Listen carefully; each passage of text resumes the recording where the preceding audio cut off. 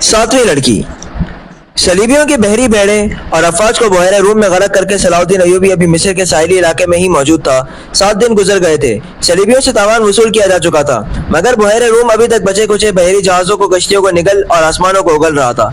सलीबी मल्लाह और सिपाह जलते जहाज़ों से समंदर में कूद गई थी। दूर समंदर के वस में 7 रोज बाद भी चंद एक जहाज़ों के बादबान फड़फड़ाते नजर आते थे। इनमें कोई इंसान नहीं था। फटे हुए बादबानों ने जहाज़ों को समंदर के रहमो करम पर छोड़ दिया था। सलाउद्दीन अय्यूबी ने इनकी तलाशी के लिए कश्तियां रवाना कर दी थी और हिदायत दी थी कि अगर कोई जहाज या कश्ती काम की हो तो वो रस्सों से घसीट लाएं, और जो इस काबिल ना हो इनमें से सामान और काम की दीगर चीजें निकाल लाएं। कश्तियां चली गई थी और जहाजों से सामान लाया जा रहा था। इनमें ज्यादातर असलहा और खाने पीने का सामान था या लाशें। समंदर में लाशों का यह आलम था कि लहरें उन्हें उठा उठा कर साहिल पर पटक रही थी। उनमें कुछ तो जली हुई थी और कुछ मछलियों की खाई हुई। बहुत सी ऐसी थी जिनमें तीर पैवस्त थे। सलाउद्दीन अय्यूबी ने सलीबियों के तीरों, नेज़ों, तलवारों और दीगर असलहे का मुआयना बड़ी गौर से किया था और उन्हें अपने असलहे के साथ रखकर मजबूती और मार का मुकाबला किया था। जिंदा लोग भी तख्तों और टूटी हुई कश्तियों पर तैरते अभी तक समंदर से बाहर आ रहे थे। इन भूखे प्यासे, थके और हारे हुए लोगों को लहरें जहां कहीं साहिल पर ला फेंकती थी, वो वहीं निडाल होकर गिर पड़ते और मुसलमान उन्हें पकड़ लाते थे। साहिल की मीलों लंबाई में यही आलम था। सुल्तान अय्यूबी ने अपने सिपाह को मिस्र के सारे साहिल पर फैला दिया था और इंतजाम किया था कि जहां भी कोई कैदी समंदर से निकले उसे वहीं खुश कपड़े और खुराक दी जाए, और जो जख्मी हो उनकी मरहम पट्टी भी वहीं हो जाए। इस एहतमाम के बाद कैदियों को एक जगह जमा किया जा रहा था। सलाउद्दीन अय्यूबी घोड़े पर सवार साहिली इलाके में घूम फिर रहा था। वो अपने खेमे से कोई 2 मील दूर निकल गया। आगे चट्टानी इलाका आ गया। चट्टानों की एक समंदर और उकुब में सहरा था। यह सब सहरा था जहाँ खजूर के अलावा दूसरी अक़साम के सहराई दरख्त और झाड़ियाँ थी। सुल्तान अय्यूबी घोड़े से उतरा और पैदल चट्टानों के दामन में चल पड़ा। मुहाफिज दस्ते के 4 सवार उसके साथ थे। उसने अपना घोड़ा मुहाफिजों के हवाले किया और उन्हें वहीं ठहरने को कहा।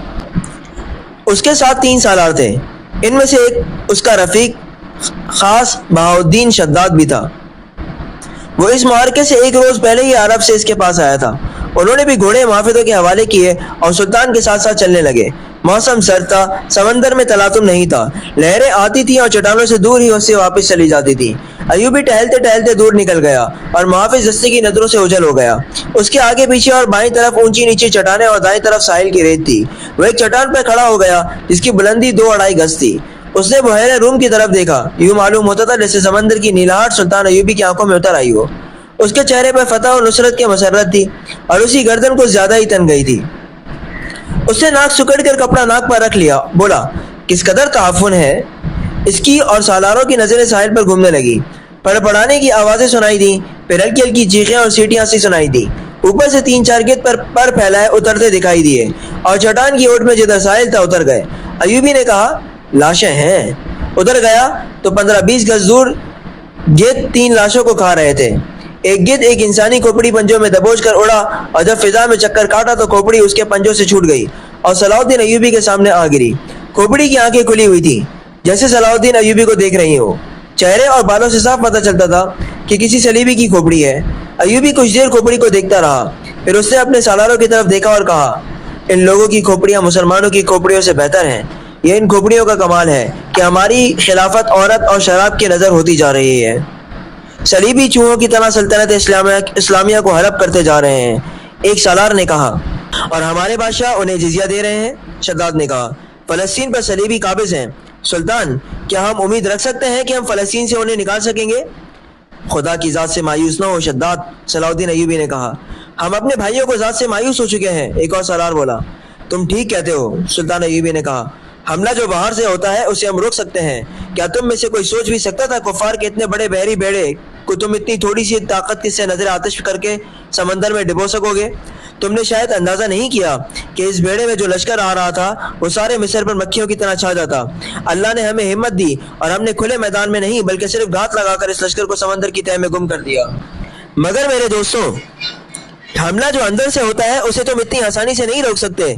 जब तुम्हारा अपना भाई तुम पर वार करेगा तो तुम पहले ये सोचोगे कि क्या तुम पर वाकई भाई ने वार किया है। तुम्हारे बाजू में इसके खिलाफ तलवार उठाने की ताकत नहीं होगी। अगर तलवार उठाओगे और अपने भाई से तेज आजमाई करोगे तो दुश्मन मौका गनीमत जानकर दोनों को खत्म कर देगा। वो आहिस्ता आहिस्ता साहिल पर चट्टान के साथ साथ जा रहा था। चलते चलते रुक गया, झुककर रेत से कुछ उठाया और हथेली पर रखकर सबको दिखाया। यह हथेली जितनी बड़ी सलीब थी जो सियाह लकड़ी की बनी हुई थी। اس کے ساتھ ایک مضبوط دھاگا تھا۔ اس نے ان لاشوں کے بکھرے ہوئے اعضاء کو دیکھا جنہیں گدھ کھا رہے تھے، پھر کھوپڑی کو دیکھا جو گدھ کے پنجوں سے اس کے سامنے گری تھی۔ وہ تیز تیز قدم اٹھاتا کھوپڑی تک گیا۔ 3 گدھ کھوپڑی کی ملکیت پر لڑ رہے تھے۔ صلاح الدین ایوبی کو دیکھ کر پرے چلے گئے۔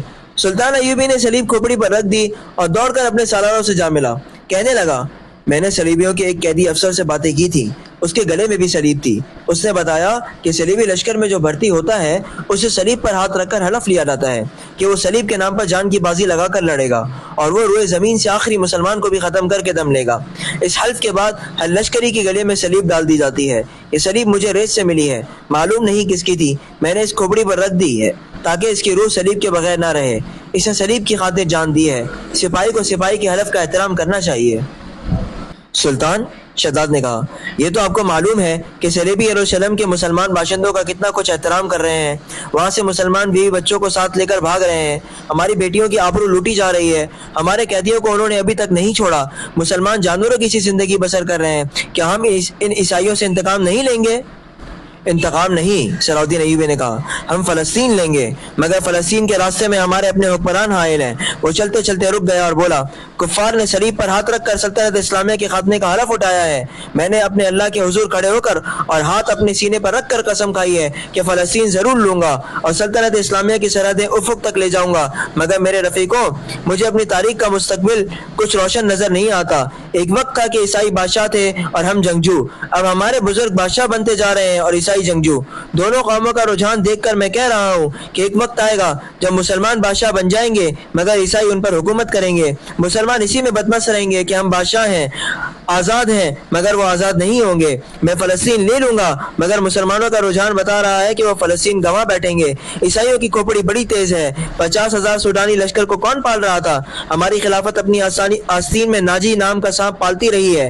میں پہلا امیر مصر ہوں جس نے دیکھا ہے کہ یہ لشکر ہمارے لیے نہ صرف بیکار ہے بلکہ خطرناک بھی ہے۔ اگر ناجی کا خط پکڑا نہ جاتا تو آج ہم سب اس لشکر کے ہاتھوں مارے جا چکے ہوتے یا اس کے قیدی ہوتے۔ اچانک ہلکا سا زناٹا سنائی دیا اور ایک تیر صلاح الدین ایوبی کے دونوں پاؤں کے درمیان ریت میں لگا۔ جدھر سے تیر آیا تھا اس طرف سلطان ایوبی کی پیٹھ تھی۔ سالاروں میں سے بھی کوئی ادھر نہیں دیکھ رہا تھا، سب نے بدک کر اس طرف دیکھا جدھر سے تیر آیا تھا۔ ادھر نوکیلی چٹانیں تھیں۔